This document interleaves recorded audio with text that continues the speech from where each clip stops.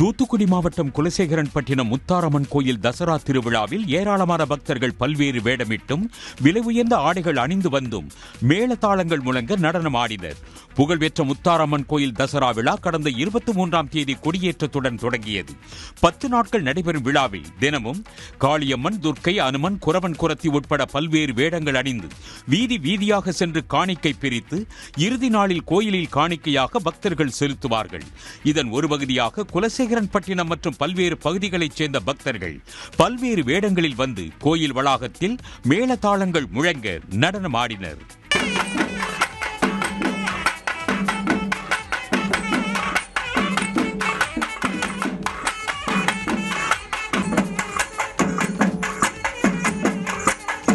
நாங்க எல்லா மக்களும் சேர்ந்து கிட்டத்தட்ட ஒரு 200 பேர் சேர்ந்து வருஷம் அம்மனுக்கு தொண்டு செஞ்சு நாங்க தெருவா அந்த அம்மா பேரை சொல்லி தருமெடுத்து 11ஆம் திருவிழா அன்னைக்கு ஒன்றில் காணிக்கை போட்டு அவங்களுக்கு கடமை செஞ்சுட்டு இருக்கோம். எங்க பிள்ளைகள் எல்லாமே நல்லா இருக்கு. எங்க செட்ட வேஷம் போடுற பிள்ளைகள் எல்லாருமே நல்லா இருக்கு.